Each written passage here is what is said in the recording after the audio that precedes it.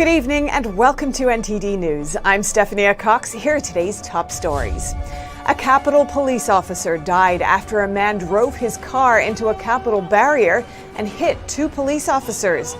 The suspect is also dead now. Is there still a chance for the border wall to be completed? A Texan policy analyst thinks so.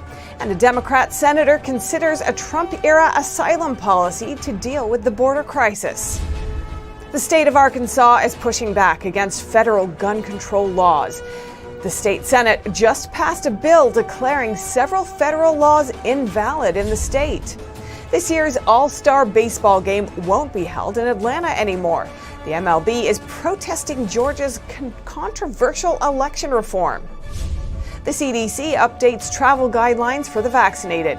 Testing for the virus before traveling is no longer necessary.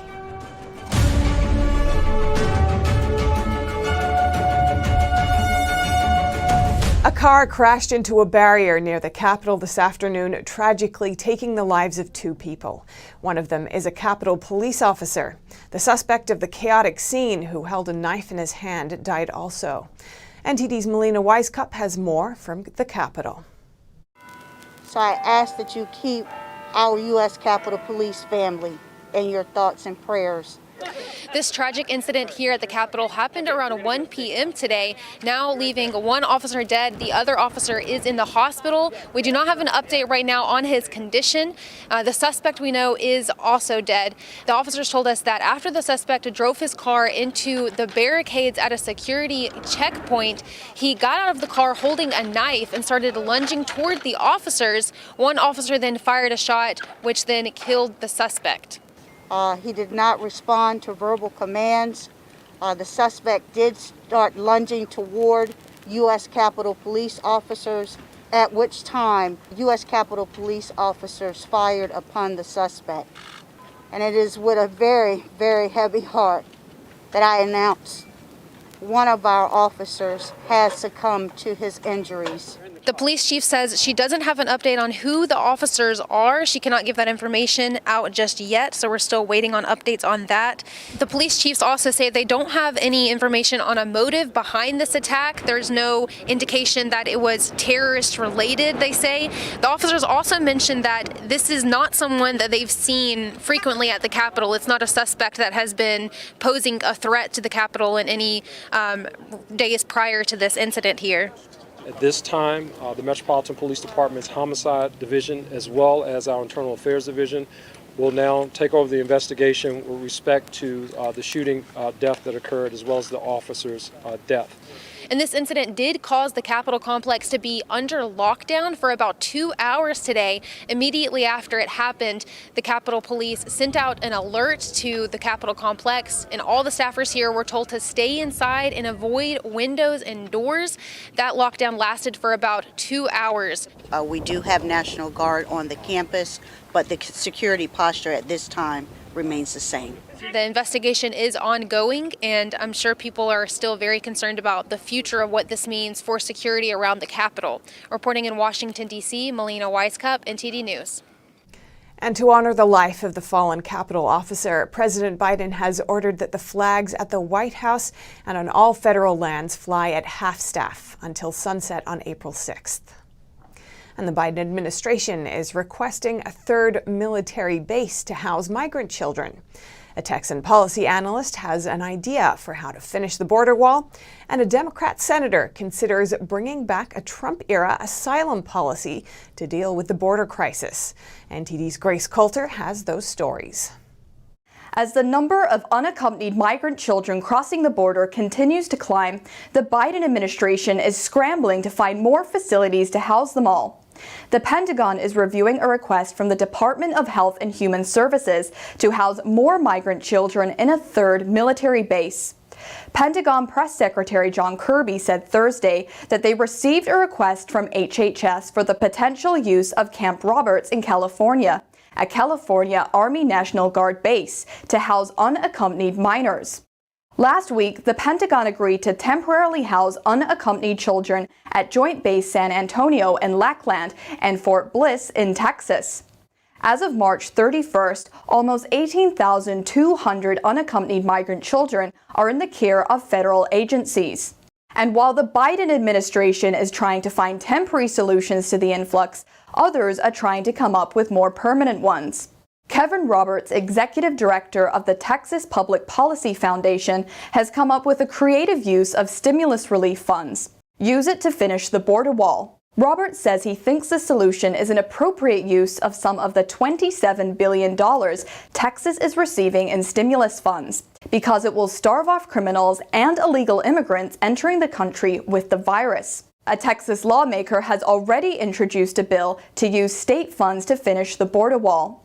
And some Democrats, like West Virginia Senator Joe Manchin, are considering bringing back some Trump-era policies to deal with the border crisis. Manchin, who visited the border on Thursday, said he thinks asylum seekers should ultimately apply for asylum in their own countries. But until then, he said the Remain in Mexico policy could be put back in place. If that's what we need to do immediately until we're able to get to the countries that have the safe havens. But to me, the ultimate thing would be as asylum seekers in their own countries. He also suggested a 90-day suspension of asylum seekers entering the country while they put new policies in place. Manchin says this is best for migrants' safety and well-being. Border Patrol apprehended over 150,000 illegal immigrants in March, according to former CBP Commissioner Mark Morgan. This is 50,000 more than in February. Morgan, who said he received the numbers from internal CBP sources, said an additional 30,000 evaded capture. A top U.S. border official said on Tuesday he expects more than 1 million migrants will arrive at the border this year. Steph? Thanks, Grace. And both Congress and the White House are pushing for more action on gun control. But some states are pushing back. Arkansas is trying to ban federal gun control enforcement within its borders. NTD's Allison Lee has the details. Arkansas is drawing a line in the sand when it comes to new gun restrictions. The Arkansas Senate passed a bill on Wednesday that would block the federal government from enforcing certain gun laws within Arkansas state borders. It bans state and local law enforcement officials and representatives from helping federal agencies enforce laws that conflict with the Arkansas Constitution. The bill is now moved to the State House. The bill says all acts, law, orders, rules, and regulations of the United States government, whether past, present, or future, that infringe on the people's right to keep and bear arms as guaranteed by the Second Amendment of the United States Constitution and Arkansas Constitution, Article 2, Section 5, are invalid in this state, shall not be recognized by this state, are specifically rejected by this state, and shall be considered null and void and of no effect in this state. Republican State Senator Trent Garner told Arkansas Online that it is more important now than ever that we protect our state rights. The bill considers the National Firearms Act of 1934 and the Gun Control Act of 1968 in conflict with Arkansas's Constitution. It also considers all taxes, registration, tracking, restriction, or confiscation of firearms, firearms accessories, and ammunition null and void. Penalties range from $500 to $1,000 for each offense. The bill passed the Senate 28-7, largely along party lines. The Arkansas House is overwhelmingly Republican. Apart from gun rights, the Arkansas bill also touches on other constitutional rights. It says any federal law or regulation that infringes on the right to free speech, press, worship, and peaceful assembly are also considered invalid in the state. Drafters of the bill call it the Arkansas Sovereignty Act of 2021. Allison Lee, NTD News. Major League Baseball is leaving Atlanta. The 2021 All-Star Game, as well as the draft, won't be held in Atlanta anymore. NTD's Christina Kim tells us why. The commissioner of the Major League Baseball announced Friday they would relocate this year's All-Star Game and MLB draft out of Atlanta, Georgia, in protest of the state's controversial election reforms.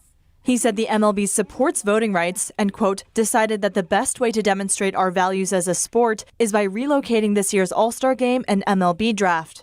Georgia recently made a number of election reforms to strengthen ballot integrity. Measures include requiring photo ID for absentee voting and adding security for drop boxes. But many critics call the law Jim Crow voter suppression. President Biden spoke out against the law as well, but in his criticism, he mischaracterized the bill. He said it would require polls to close at 5 p.m., but it actually makes it easier to keep polling sites open later. In an interview with ESPN, Biden said he would strongly support if the MLB moved their game out of Atlanta. But some pointed out that Biden didn't weigh in on the 2022 Beijing Olympics in the same way, especially because the Biden administration called China's treatment of Uyghur Muslims a genocide, and Biden himself vowed to be, quote, unrelenting against China's human rights abuses. The president had voiced his support for MLB making a decision about the All-Star game in Georgia. I'm wondering, when can we expect a final determination from the president about the United States participating in the Beijing Olympics, given that he said the Chinese president doesn't have a democratic bone in his body? Well, I think the U.S. Olympic Committee would play a big role in When the reporter noted Biden weighed in on the Atlanta situation, Psaki said Biden never told them to make the move. She didn't comment further. Christina Kim, NTD News. The Atlanta Braves responded to the move. They say they're deeply disappointed over this decision and that businesses, employees, and fans are the victims of the decision. And the mayor of Atlanta is planning to expand the city's police force. That's after homicides in the city surged during the pandemic. NTD's Kevin Hogan has the details. Atlanta, Georgia plans to add 250 new police officers to its streets. The mayor, Keisha Lance Bottoms, made the announcement Wednesday after homicides in the city surged 58% in 2020. Bottoms, who's a Democrat, says she's working with City Council to give officers a bonus if they stick around. That's to help reduce the rising crime rates and gun violence. Bottoms spoke at a ribbon-cutting ceremony for 2 new at-Promise youth centers on Thursday. This is what reimagining public safety is all about. It's not just about how our officers respond to incidents, but it's also addressing those systemic issues that create a culture and a continuation of crime in our communities. The centers are meant to improve community policing efforts. The mayor explained that federal money will be used to fund programs meant to reduce crime. The interim chief of police, Rodney Bryant, says Atlanta is doing a lot of things to tackle crime, but he says nothing is more important than community support. It takes the commitment of the mayor's office. It takes the support of a city council. But it really takes the support of a community really coming together and making that change. Crime went down in Atlanta at first last year, but the mayor says during the pandemic, the court system effectively shut down and crime rose as people lost jobs and loved ones. The Atlanta police force is going to receive new de-escalation training, and the mayor is confident that Atlanta will influence public safety policies across the nation. Kevin Hogan, NTD News. Wyoming approved a bill that requires voter ID. It passed in both chambers on Thursday. Under the new law, people must present proof of ID immediately before voting at a polling place or absentee polling site. Accepted proof of identification includes a driver's license, a passport, or even a Medicare insurance card or school ID. But if Wyomingites can't provide acceptable identification, they can vote through a provisional ballot. Representative Chuck Gray, who sponsored the bill, says this is a victory for the citizens of the state. But the ACLU criticized the move, claiming that the bill tries to address voter fraud when none exists. They claim it makes it harder for the people of Wyoming to vote. Pennsylvania Representative Mike Kelly and his GOP colleagues are seeking information about nursing home deaths from the CCP virus. Kelly says they've sent repeated requests to 4 states, but they aren't getting any response. Pennsylvania Representative Mike Kelly told the Epoch Times he's sent 4 states multiple requests for data on nursing home deaths and hasn't heard anything. He and a group of GOP colleagues are asking Michigan, Pennsylvania, New Jersey, and California for the information. Critics say these states use similar approaches to New York Governor Andrew Cuomo. Cuomo required nursing homes in his state to take in residents infected with the CCP virus. Critics say this caused many additional deaths. Cuomo is also accused of hiding the number of deaths caused by the virus in nursing homes. The FBI is investigating him. The other 4 states all have Democrat governors. Kelly says his state of Pennsylvania had almost identical policies to New York. He says the only problem is we can't look at the data, and because of that, he has real concerns that something is going on that should not be going on. Rachel Levine was Pennsylvania's Secretary of Health before she joined the Biden administration. She testified that there's a time lag between the time of deaths and when they get reported. Local TV station 11 News reporter Angie Moreski says the missing data goes back to May. Kelly says that when data is too old, it becomes useless for steering policy. He questions if the officials involved wanted to put out a certain message, and it didn't matter if they had the facts to back it up. The CDC has updated its travel recommendations, giving the vaccinated another perk. They can now fly without testing or self-quarantining. NTD's Miguel Moreno has that story and the latest virus trends. The CDC says people who've gotten the shot no longer have to get tested for COVID-19 before traveling. Neither do they have to quarantine after taking a flight. Here's the CDC director. For example, fully vaccinated grandparents can fly to visit their healthy grandkids without getting a COVID-19 test or self-quarantining, provided they follow the other recommended prevention measures while traveling. But there are limits. The agency says you should get tested anyway if you're coming into the U.S. from out of the country. The CDC gives these sorts of updates every once in a while, but recently they had to walk back one of the director's statements. Earlier this week, Dr. Walensky said data suggests vaccinated people are immune to COVID-19 and don't carry the virus. Here's the clip. Our data from the CDC today suggests, that vaccinated people do not carry the virus, don't get sick, and that it's not just in the clinical trials, but it's also in real-world data. But this isn't true. The CDC cleared this up in a statement to the New York Times. They said, Dr. Walensky spoke broadly during this interview. It's possible that some people who are fully vaccinated could get COVID-19. The evidence isn't clear whether they can spread the virus to others. Fact is, the CCP virus vaccines out today are not cures, but some studies suggest they can prevent disease or lessen the disease's impact on the body. Now let's go over the virus trends. Nationally, the 7-day case average is still going up. That's been going up for nearly 2 weeks. We ended April 1st on a 7-day moving average of 63,700, still far lower than January's high. Steph, I'll toss it back to you. Thanks, Miguel. And some good news for Wisconsin residents who don't like the statewide mask mandate. The state's Supreme Court has decided to strike it down. The Wisconsin Supreme Court ruled on Wednesday that Governor Tony Evers overstepped his legal authority by declaring multiple states of emergency during the pandemic. Justice Brian Hagedorn wrote in the opinion that the court concludes the governor did not act lawfully. The Democrat governor first declared a state of emergency in March 2020. He then issued more later in the year. Wisconsin law says that states of emergency cannot last more than 60 days without the legislature's approval. The governor, however, extended his orders without the legislature and also explicitly went against the state lawmakers in February. And President Biden introduced his $2 trillion infrastructure plan. Now, how is the country going to pay for it? According to Biden, corporate taxes. But some experts warn of negative impacts on the American people. NTD's Christina Kim has the story. President Biden calls his infrastructure package the largest American job investment since World War II. But experts warn of the economic harm that may come from the American Jobs Plan. Biden plans to fully pay for the $2 trillion price tag by tax increases on U.S. companies over 15 years.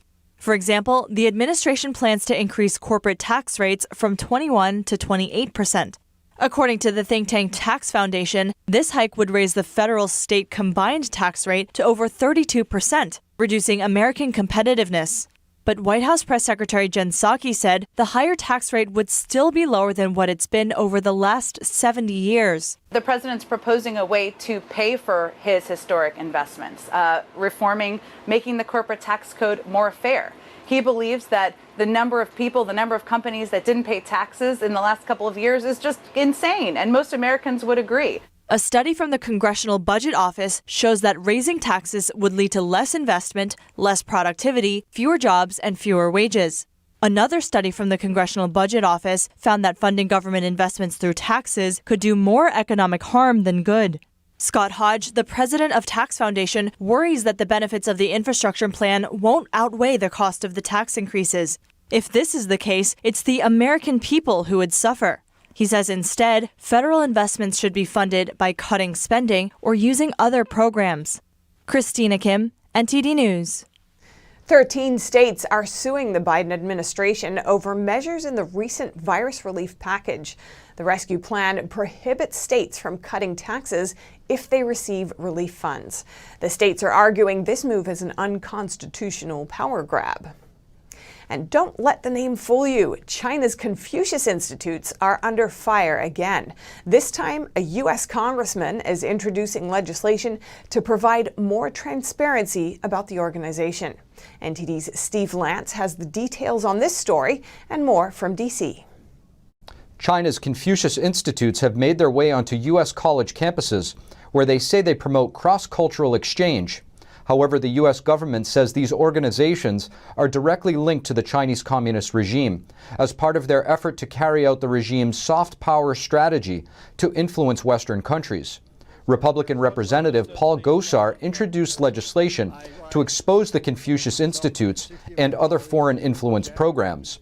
Gosar's office says that this bill aims to protect American students and will provide them with the transparency they deserve when deciding where to learn. Although many Confucius Institutes have been closed or shut down around the world, some warn that they may be reorganizing and rebranding as part of a ploy to continue exerting soft power on college campuses.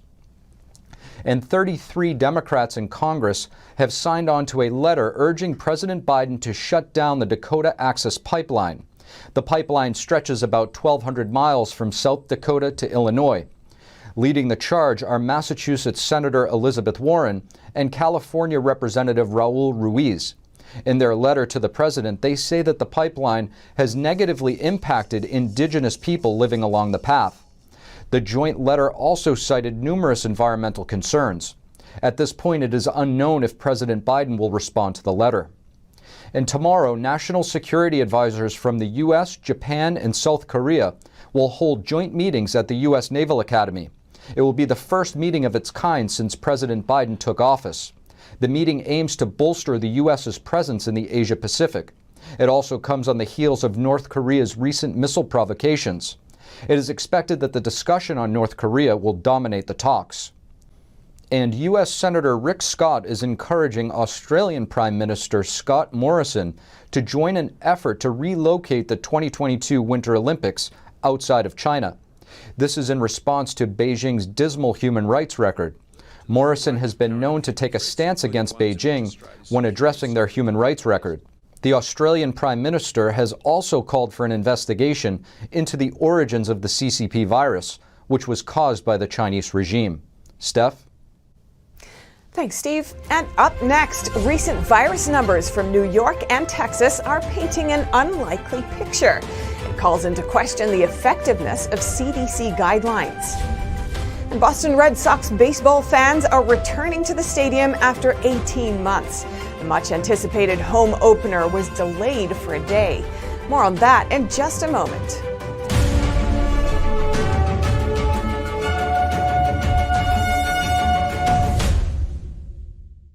According to New York City officials, following CDC guidelines is the key to containing the virus.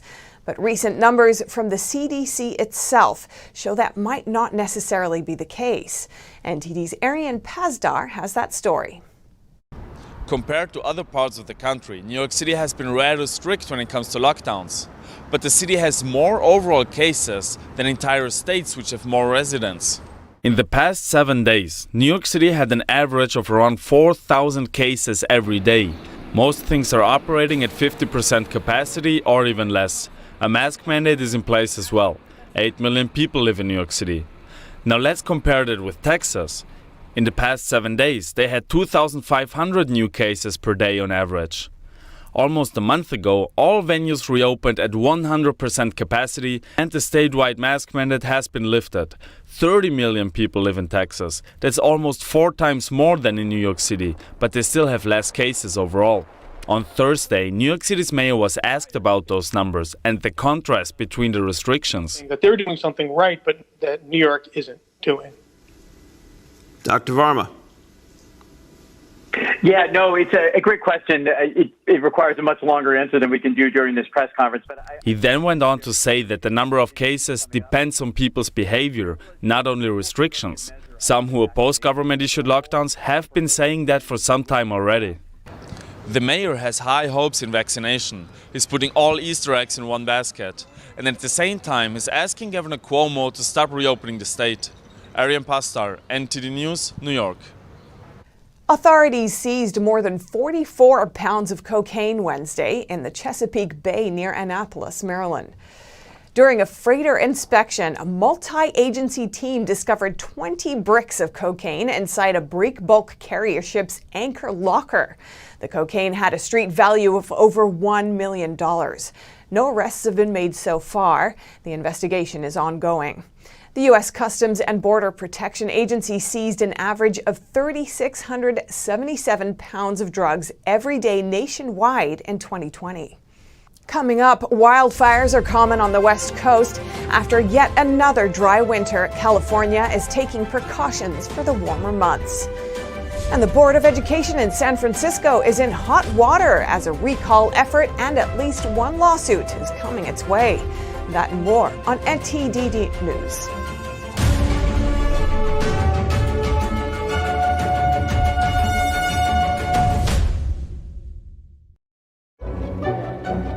Someone has to find the way to build the Great Dome.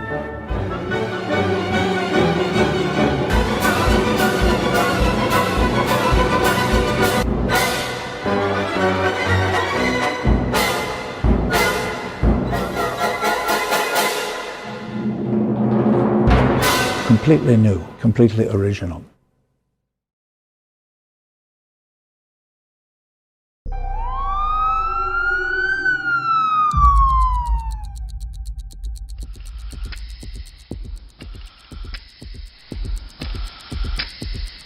The coronavirus outbreak is the latest wake-up call. U.S. Senator Ben Sasse put it plainly, the Chinese Communist Party has lied, is lying, and will continue to lie about coronavirus to protect the regime. In 5 to 10 years, we'll have virtually no manufacturing capacity left for generic drugs. And again, this is 90% of our medicines. And the world should know, if Hong Kong falls, the whole world falls, okay? Because the Chinese Communist Party is the existential risk of humanity, period. Since the CCP took power, 80 million people have died from its policies and political campaigns.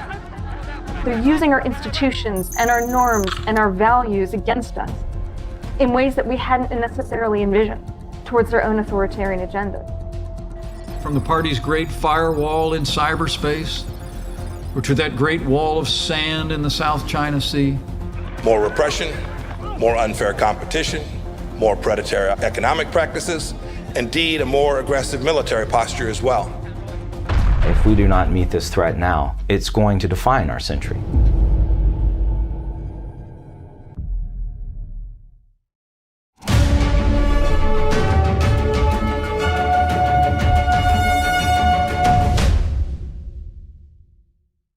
Wildfires devastated the West Coast last year.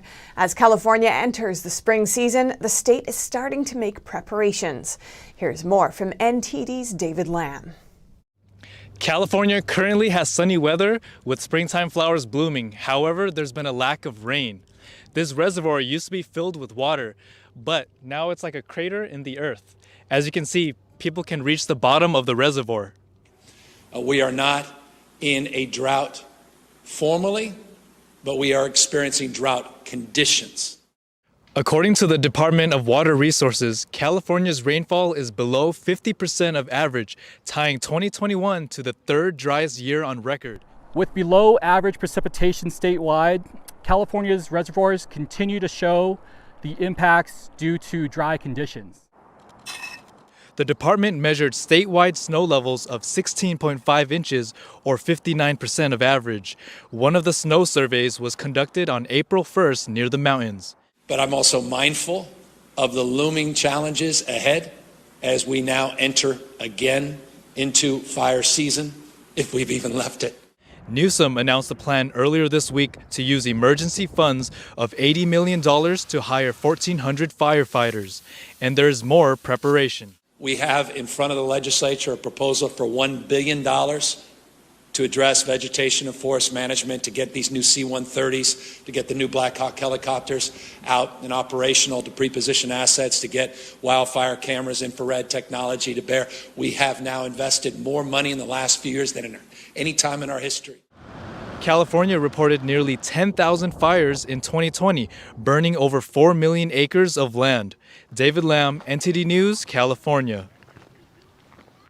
The Board of Education in San Francisco is facing a recall effort over school reopenings and at least one lawsuit for allegedly violating the Brown Act. NTD's Eileen Eng has the details. The San Francisco Board of Education is facing criticism from many sides. 3 of the board members are facing a recall effort with 30 reasons listed on its website. It started collecting signatures on April 1st. The motive primarily stems from the board's decision to prioritize other items on their agenda over reopening schools. The petition needs over 51,000 signatures by September 7th for the recall to be on the ballot. The board is also facing a pending lawsuit. The San Francisco Taxpayers Association and others in March sued the San Francisco Board of Education and Unified School District for allegedly violating the Brown Act. The board had voted to change the names of 44 public schools in the city, unaware to much of the public. The notice didn't provide any kind of idea of what the school board was about to undertake at the meeting. For the general public at large, if you were unaware of the fact that 44 school names were about to be eliminated in one hearing, you would be much more likely to attend and express your views. Paul Scott, a lawyer representing the case, criticized the timing of the decision. Time that has been spent on this entire discussion of school renaming has been time that could have been better spent getting kids back into school. They are demanding that the board cancel the renaming resolution and dissolve the school renaming committee. The board is also facing a potential second lawsuit for changing Lowell High School's merit-based admissions to a lottery system. Quentin Kopp, a retired judge and president of the San Francisco Taxpayers Association, said one of the board meetings misled people with their explanation of the agenda item. Precluded people from realizing that the system for admitting middle school students would be changed to a lottery system, like a gambling casino. Lowell High School is 165 years old. It is known to be one of the highest performing public high schools in California and always admitted students based on individual academic achievement. What the Board of Education did is destroy the academic character of Lowell High School, and it also practiced racial bias against Chinese American middle school students and other middle school students who would be deprived of the fruits of their scholastic achievement during grade school and middle school. Kopp said he is confident that the San Francisco Superior Court will grant a writ of mandate, a court order to a government agency to cease and desist. Eileen Eng, NTD News, San Francisco. A restaurant owner in Southern California is banning masks inside. It's a way to protest against lockdowns and demand freedom. Tony Roman owns an Italian restaurant in Huntington Beach, California. While other establishments around him request customers to wear masks, he bans them inside his restaurant, saying they remind him of the lockdown. I feel if they went away, the lockdown would have ended. I also feel that they represent fear, control, and surrender, so I never want to see him in the restaurant. Roman says he wants his business to serve as a constitutional battleground in the fight for freedom. The restaurant offered indoor and outdoor dining throughout the pandemic and never shut down. Because of this, he has received multiple threats. You know, I've had death threats where people want to put a bullet in my head and kill me. People want to burn our restaurant down. People want to spread the virus inside the restaurant, any virus, you know. And I have a criminal case against us. We have alcohol-related violations where they want to take our very valuable license away from us. He says the government uses lockdown mandates to control people with fear, so he will not back down. The restaurant hosted the Recall Newsom 2020 campaign after the movement decided to hold a celebration for verifying over 1 million signatures. It's not just a restaurant anymore. It's like a movement, and people want to be here at the restaurant because they feel they can connect with other patriots, American patriots who believe in what they believe in. Roman and his employees are adamant about not letting the government or police execute a search warrant and intend to keep the restaurant open. The important thing is you're going to win some battles and lose some battles. But when you're fighting for freedom, it's what's most important that you win the war in the end. And that's what our plan is. Visitors from near and far ate at his restaurant during the past year. Eileen Eng, NTD News. And up next, a derailed train in Taiwan kills dozens of people. It's their worst rail disaster in over 7 decades. And a so-called student promoting training camps in Xinjiang is expected to be a fake person. The man has appeared in other state media propaganda videos with a different identity. That and more on NTD News.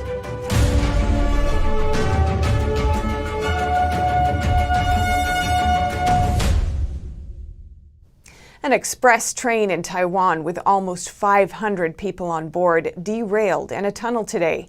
At least 50 passengers died in the incident and over 160 were injured.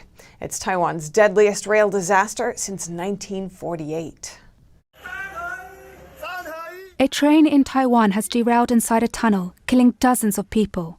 Around 70 passengers are still trapped, and 40 others have been taken to hospital in what is Taiwan's worst rail disaster in at least 4 decades.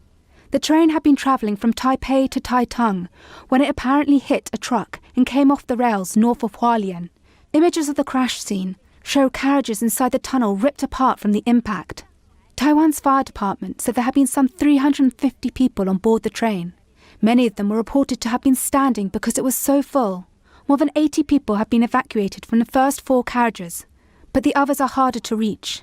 The accident happened at the start of the long weekend for the traditional tomb sweeping day. The last major train derailment in Taiwan was in 2018, which left 18 people dead. The Chinese regime is not only suspected of using a fake reporter for its state media, it's also suspected of using a fake student to promote the so-called training camps in Xinjiang. NTD's Tiffany Meyer has more. One of China's latest efforts to defend its actions in the Xinjiang region may have just backfired. It came to a head when several Xinjiang residents spoke at a press conference earlier this week. The event was organized by the Chinese regime. During their remarks, the citizens praised the internment camps there. A number of Western countries accused China of using the camps to arbitrarily detain, torture, and brainwash 1 million Uyghurs, the name for members of a local ethnic minority. Many of those same countries have sanctioned Beijing officials over their involvement in the human rights abuse. And some, like the U.S., have designated what's happening there as genocide. Contrary to the calls from the West, the Xinjiang citizens speaking at the press conference claim they benefit from the training programs inside the camps. But one of them may have just been outed as a fake. Chinese media reported his name as Tahe Rijiang Toti. He claimed to have graduated from Hetian City Education and Training Center. During his speech, Toti expressed gratitude for the teachers in the camp, adding that they respect students' traditional customs and treat them like family.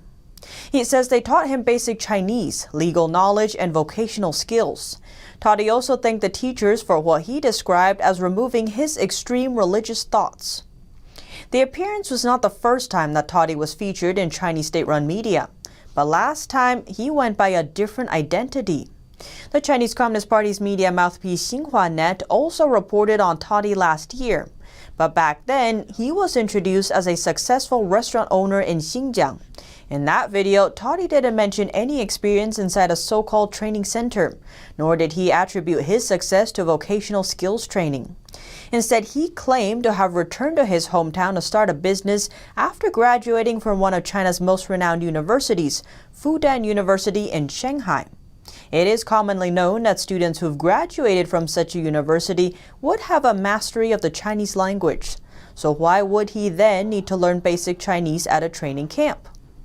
Analysts suspect he is commissioned as a temporary actor by the Chinese regime in order to speak at the press conference. China's most populous megacity is tightening up public control. In Shanghai, anyone who stays in the city for more than 24 hours must report to authorities.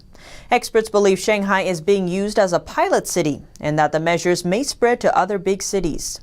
The new rule came into effect on Thursday. It covers all temporary visitors who come to the city for medical treatment, schooling, tourism, and business activities, plus any visiting relatives and friends of Shanghai citizens. But those entering the city on day trips under 24 hours don't have to report. Hotels and other accommodations must now register customers' personal data through a state-run website, following that customer's check-in. The regulations also require employers to report their temporary hires via a state-run site within 2 days. Those who fail to comply are fined up to $800. On Chinese social media platform Weibo, 160 million people read the announcement and related information. The new regulations have since triggered outcry and debate. One netizen accused the new rules of discrimination. He wrote, "People from other places visiting Shanghai now have to register and report. Why? We country folks have to be regarded as thieves when we visit the big city? This is obviously discriminatory and unfair." After complaints started pouring in online, Shanghai authorities issued a follow-up message. It claimed there had been a misunderstanding and added that the registration is voluntary. But some netizens question why people will be fined if they don't register if it's voluntary. Mr. Su is a legal professional from China. He believes it's inevitable that Chinese authorities will impose such strict control measures. He explains that because they want to control every detail of population flow. He notes that they'll likely extend it to other big cities like Beijing, Guangzhou, and Shenzhen. Coming up, more reports of rare blood clots in the UK after receiving the AstraZeneca vaccine. But health officials say it's not enough to stop a vaccine rollout. Find out more on NTD News.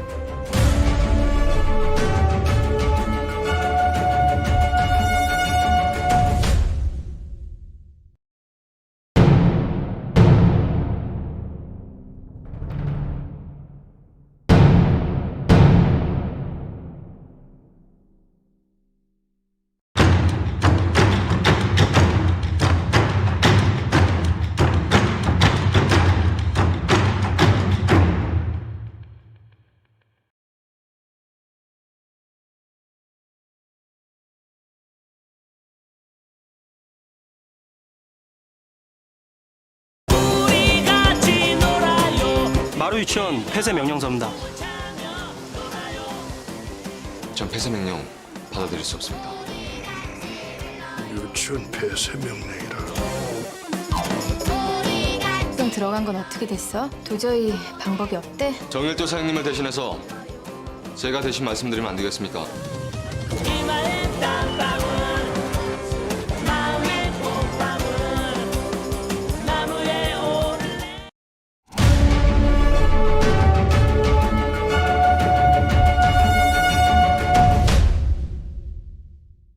Over to Europe, the UK now has reports of 30 cases of rare blood clots following the AstraZeneca vaccine.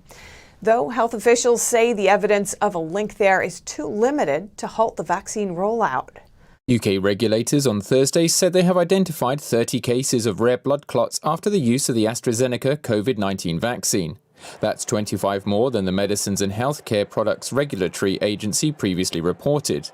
Over 18 million doses of the jab have been given out in the UK. The agency says it has received no such reports of blood clots following the use of the BioNTech Pfizer vaccine. UK health officials say the evidence is still too limited and cases too rare to halt the rollout. The chief executive of the MHRA said the benefits of COVID-19 vaccine AstraZeneca in preventing COVID-19 infection and its complications continue to outweigh any risks, and the public should continue to get their vaccine when invited to do so. On Thursday, Germany said people under 60 years old who have had the first shot of the AstraZeneca vaccine should receive a different product for their second dose. Out of side effect concerns, other countries in Europe are also restricting the use of the jab. Others have fully resumed inoculations after briefly halting the rollout. The WHO on Wednesday said it continues to monitor the situation, but that the shot's benefit-risk profile weighs heavily in favour of its use. Members of the Royal Opera Chorus reunite for the first time in a year, but the location of their reunion and rehearsal is a little bit unexpected.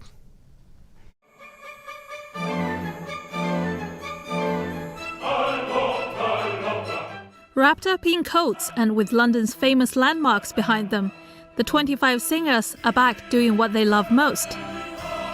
They're gathered on the rooftop of the Royal Opera House in London's Covent Garden. It's a bit windy, but the view is incomparable. It's been a really rough year, and what this surrounding does, it suggests hope, it suggests the future, it suggests height, and it suggests ambition, and those are all of the things that we should be aspiring to at the Royal Opera House. As the country slowly emerges from lockdown, the venue last week announced early plans for this season, its first full season since 2019. It's only about the springtime and celebrating the coming out of lockdown, and luckily we got a little bit of sun, and it's about greeting, Easter time and greeting the world, after lockdown.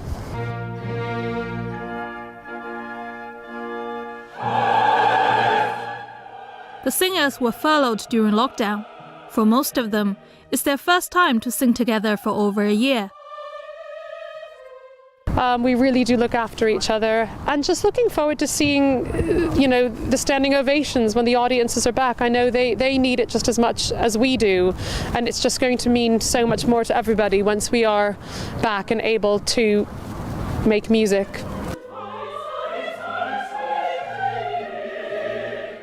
The Royal Opera Chorus will stream Mozart's The Magic Flute on its website on Good Friday. It will welcome back audiences from the 17th of May with some new productions.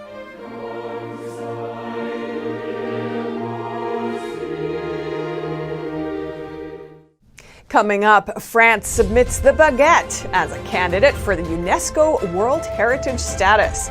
One Parisian baker tells us why this humble yet delicious loaf has stood the test of time. Find out more in just a moment on NTD News.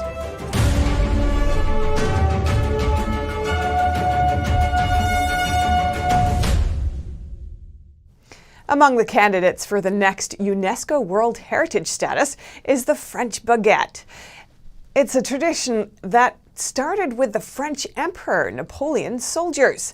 NTD's David Vives met with a passionate baker in Paris who tells the story. Bakers are early birds.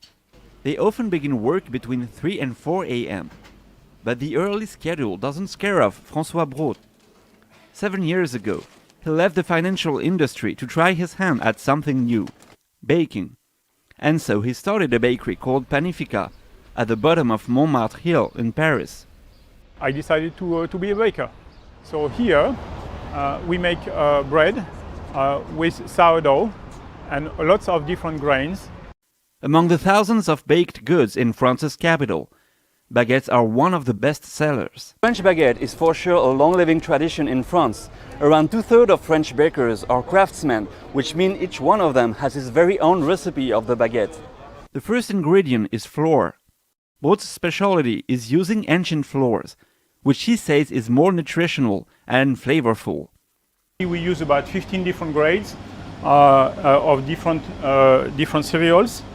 The flour is then mixed with a sourdough, which can make the bread easier to digest. The bacteria that is naturally present with the flour actually ferments, and this gives what it gives, of course, the sour taste. After a few minutes in the oven, the result is a crispy crust and a soft and airy crumb, which is the inside of the bread. You really love to put some butter, or maybe nothing, you just eat it like that. Bread is a key part of French cuisine. There was even a time when a large loaf of bread could feed a family for about an entire week. The baguette was created in the 20th century, and around 6 billion are baked every year in France. The shape of the baguette was designed by Emperor Napoleon himself. It was created so that soldiers could carry the bread inside their coat pockets. Trends change, but classics stands the test of time. For example, the most famous baguette in France is called the Tradition. Don't really have so many soft breads. We have more breads with crust, which have a deeper flavor, and this is more of the tradition. The tradition of baking transcends both time and space. According to Brot, the best books written about bread making are from American authors. But that's another story. David Vives, NTD News, Paris. The pandemic has been hard on those of us with an adventurous spirit. But for anyone with an adventurous appetite, a trip to Belgium on your palate rather than a plane may well be the best Easter gift this year. One Chocolatier has a new flavor in store and online. Belgian chocolate maker Dominique Persone is known for producing unusual flavors. Some unexpected combinations include bacon and fried onions. This year, he offers a special adventure to shoppers, a new taste that reminds people of nature. So we make a juice of grass, Granny Schmidt, and to put an extra acidity on it, we use the Japanese lime, it's yuzu. And the combination of those two, it's amazing. Persone is counting on the new flavor to promote his business ahead of Easter. His own shop is in the canal-based historic city of Bruges.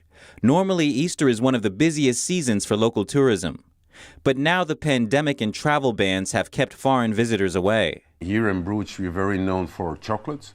I think we have more than 60 chocolate shops in town. Most of them are closed because they're really focused on tourism. For us, tourists are very important too, but thanks God we have a lot of local customers. And I think 50% of our customers are local customers. But of course, it's not like a normal year. Eh? Persone believes chocolate contains a mood-lifting ingredient that counters depression.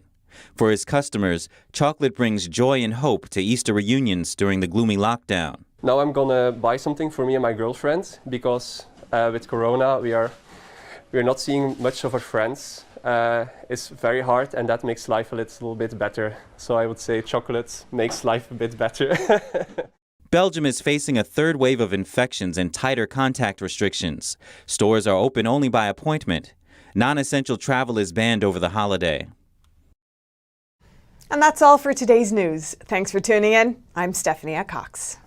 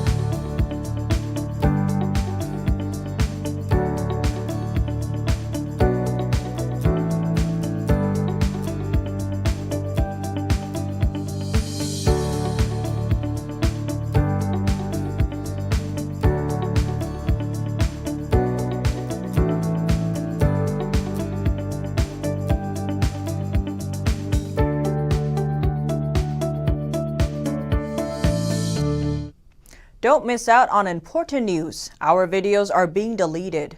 So if you don't want to be cut off from honest news, take a moment to sign up for our newsletter at newsletter.ntd.com so you don't lose access to NTD. Go to newsletter.ntd.com to sign up for our evening newsletter.